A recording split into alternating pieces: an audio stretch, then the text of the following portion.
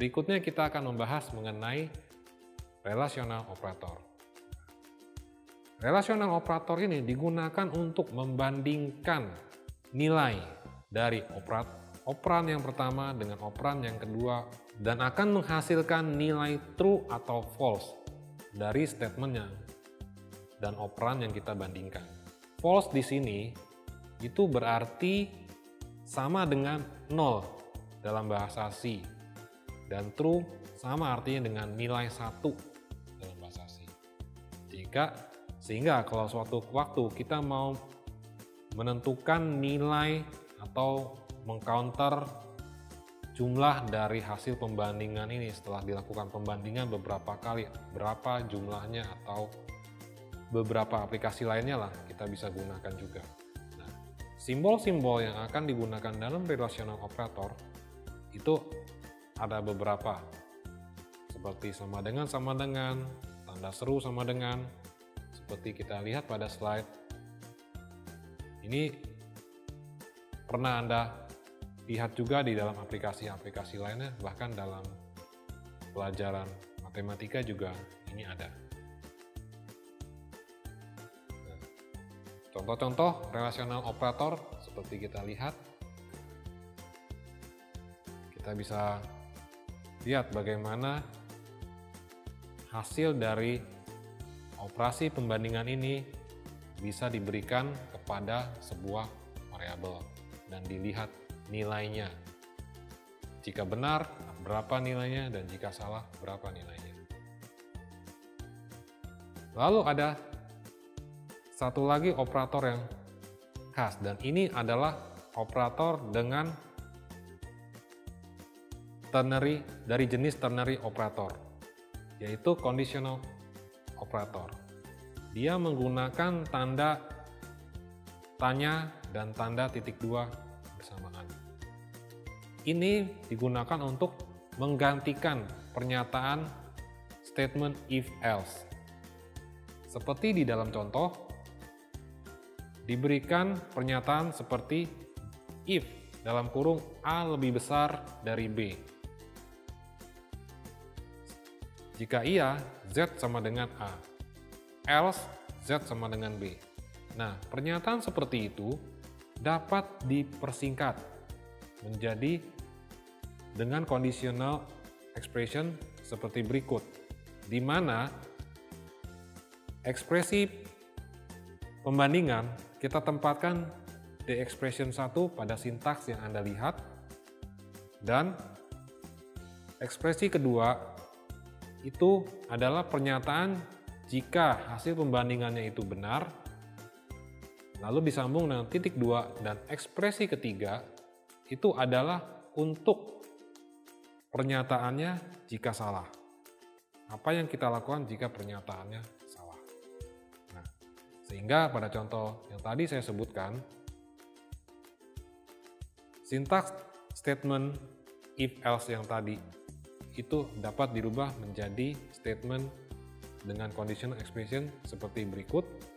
Z sama dengan dalam kurung A lebih besar dari B, tanda tanya A titik 2 B. Demikian.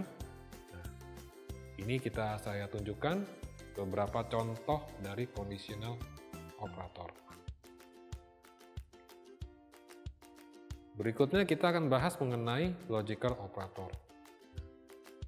Logical operator ini digunakan juga untuk membandingkan nilai dari dua ekspresi, tapi tidak seperti tadi kita bahas mengenai relational operator. Di sini kondisional, kita akan melakukan pembandingan dalam bentuk and, or, dan not. Jika kondisi yang di sebelah kiri dan kanan dalam bentuk operan ataupun dalam bentuk ekspresi, kita akan evaluasi lagi nilai hasilnya sehingga menghasilkan satu nilai true atau false yang baru sesuai yang kita kehendaki. Nah, adapun tabel logical operator itu bisa dilihat pada slide, kita lihat seperti umumnya operasi AND, di mana kedua statement harus sama-sama benar, baru dia akan menghasilkan nilai benar. Lalu begitu juga dengan OR dan NOT. Ini ada beberapa contoh dari logical operator. Berikutnya kita akan membahas mengenai bitwise operator. Nah, di dalam bitwise ini, hasil pembandingan yang dilakukan itu mirip dengan logical operator, di mana ada operasi AND, OR, dan juga ada XOR, komplement, tapi ditambahkan lagi dengan beberapa jenis lagi yang lainnya. Untuk bitwise ada shift right, ada shift left, dan komplement. Nah, kita lihat perbedaannya dengan logical operator. Di sini kita akan membandingkan bukan hanya dengan satu statement atau ekspresi atau operan, tapi membandingkan kedua nilai dari operan itu bit per bit, sehingga ini kita bisa sebut sebagai operasi bit per bit. Nah, contoh seperti yang ditampilkan di contoh 1, kita memiliki sebuah nilai A sama dengan 24, nilai B sama dengan 35. Nah, kita transformasikan dulu nilai A ini menjadi bilangan binary, begitu juga bilangan B.